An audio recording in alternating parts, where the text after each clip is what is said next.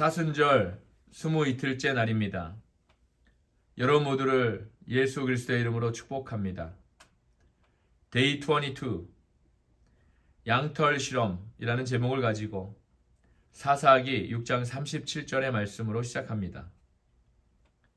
내가 양털 한 뭉치를 타작마당에 두리니. 아멘.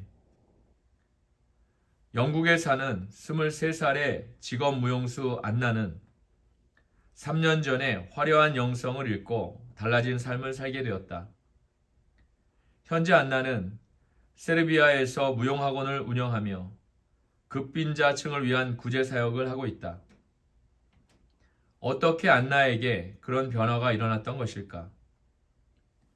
시편 37편 4절에 보면 우리가 여호와를 기뻐할 때 그분이 우리 마음의 소원을 이루어 주신다고 했다.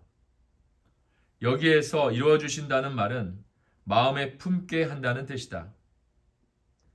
하나님께 나아가는 사람은 이전에 악한 욕구가 죽고 거룩한 욕구가 생겨난다.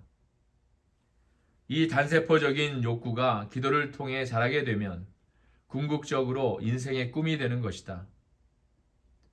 안나는 꿈을 이루었고 자신이 가장 좋아하는 일을 직업으로 삼은 행운아였다. 그러던 어느 날 그녀는 자신이 가진 무용 재능을 하나님을 위해 사용하고 싶다는 생각이 들었다. 무엇을 어떻게 해야 할지 구체적인 계획은 없었지만 그 생각이 머리에서 떠나지를 않았다. 밤낮으로 고민에 잠긴 안나를 보고 친구들은 현재 있는 곳에서도 얼마든지 주님을 섬길 수 있다고 말했으나 왠지 그건 아니라는 생각이 들었다. 그러다가 세르비아의 어떤 기독교 사역에 대한 기사를 읽는 순간 안나의 눈이 번쩍 뜨였다. 그곳을 한번 가보고 싶은 마음이 들었지만 안나는 세르비아에 대해 아는 게 아무것도 없었다. 심지어 세르비아 사람을 만난 적조차 없었다. 안나가 주님 앞에 양털 실험을 한 것은 바로 그때였다. 주님, 제가 만약 세르비아에 사는 이 사역을 보러 가는 게 당신의 뜻이라면 이번 주에 세르비아 사람을 한 명 만나게 해주세요. 라고 안나는 기도했다.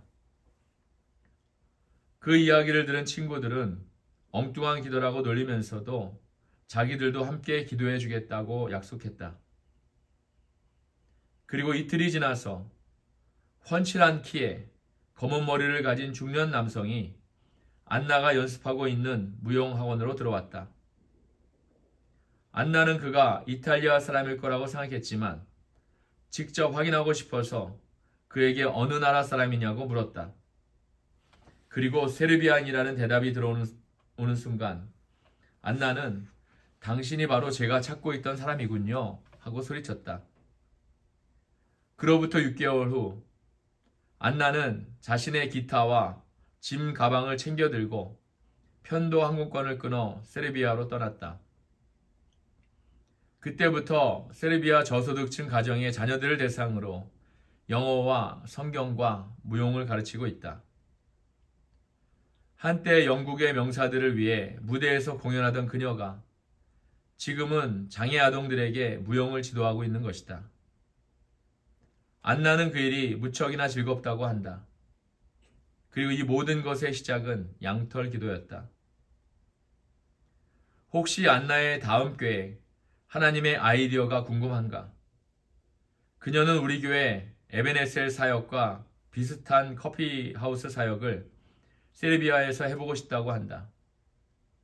안나가 내게 편지를 보낸 것도 그런 이유 때문이었다. 사실상 안나는 그것을 기도 편지라고 불렀다.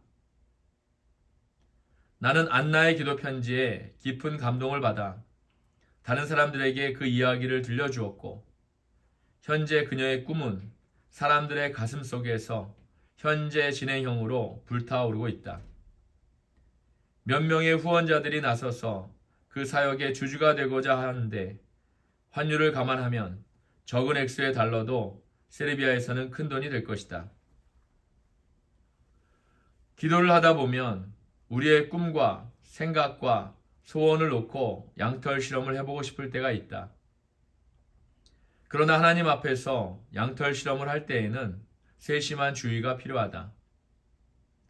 일반적으로 볼 때 믿음의 발걸음을 내딛기 전에 확실한 표징부터 주어지는 경우는 거의 없다.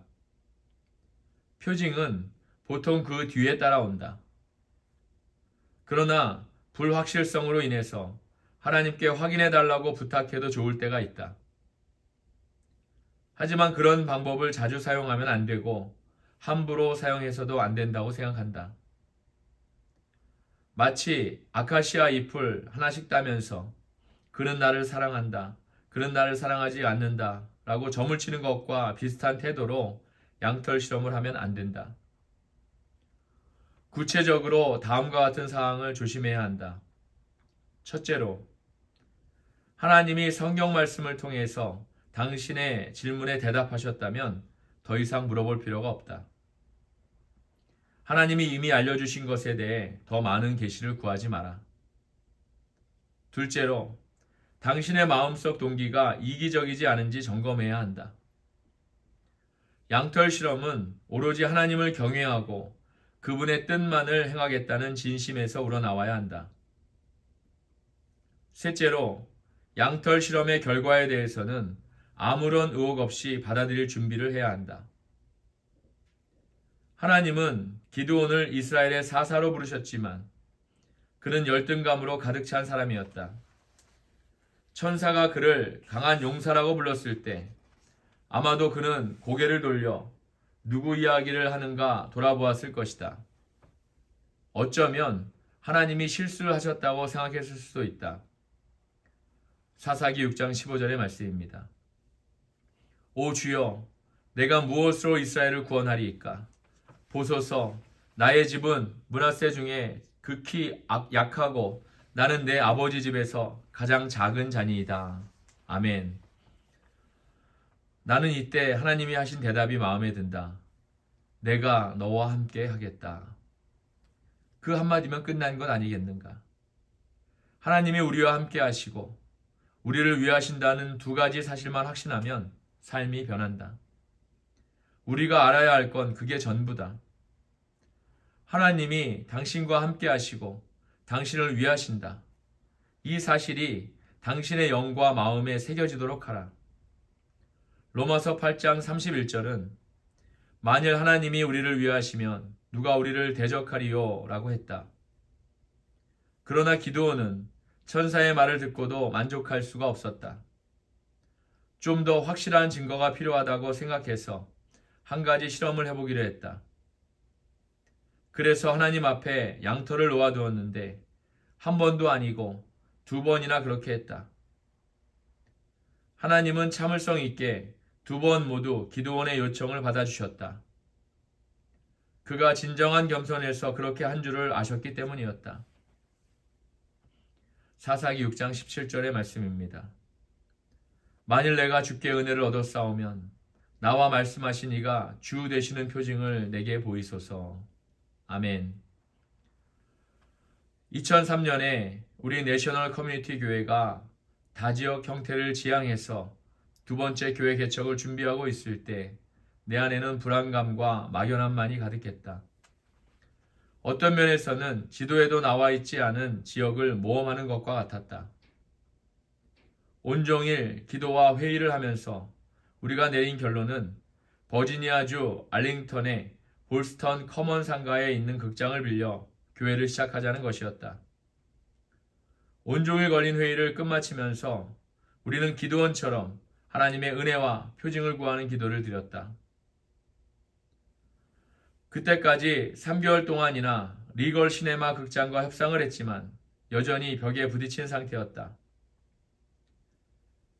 그들은 우리에게 이른 아침 시간만 사용을 허락했고 그 외의 시간에는 엄청난 사용료를 요구했다.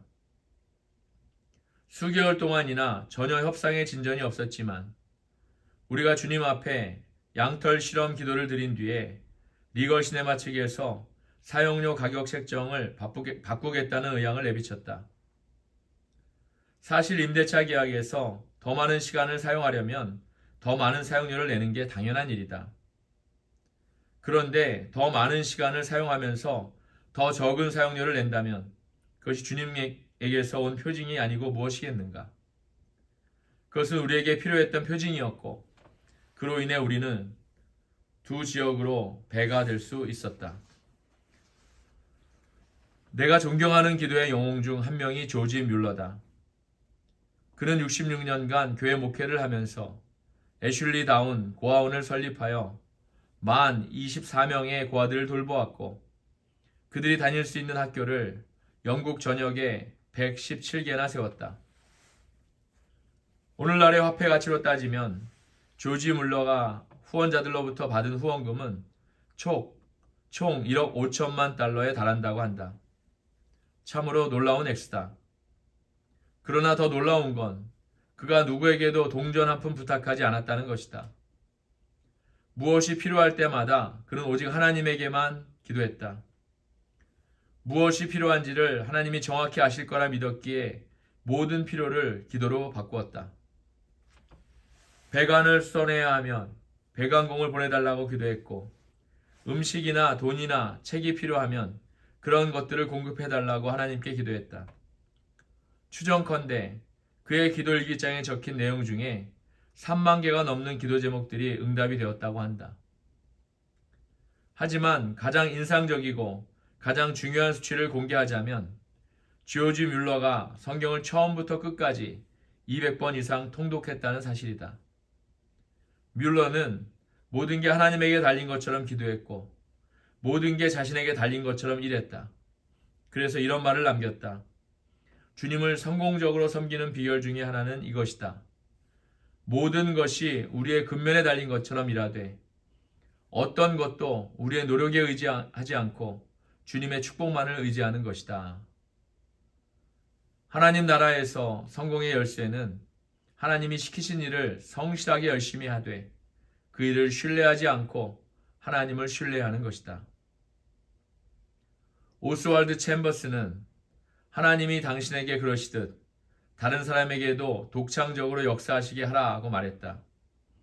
이 말은 곧 나 개인의 신조가 되었다. 나 자신이 되자. 나는 조지 뮬러식의 기도를 누구나 따라해야 한다고 생각하지 않는다. 그는 하나님 앞에서 개인적인 주관대로 행동했을 뿐이다.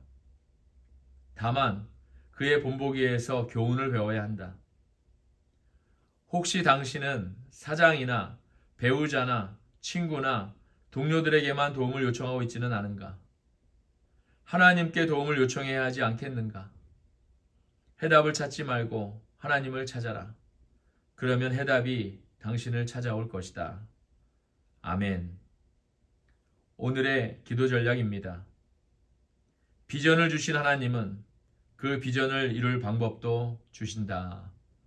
아멘. 오늘도 하나님께서 주신 비전을 가지고 은혜와 평강이 충만한 그러한 하루가 되시는 여러분 모두가 되기를 예수 그리스도 이름으로 축복합니다.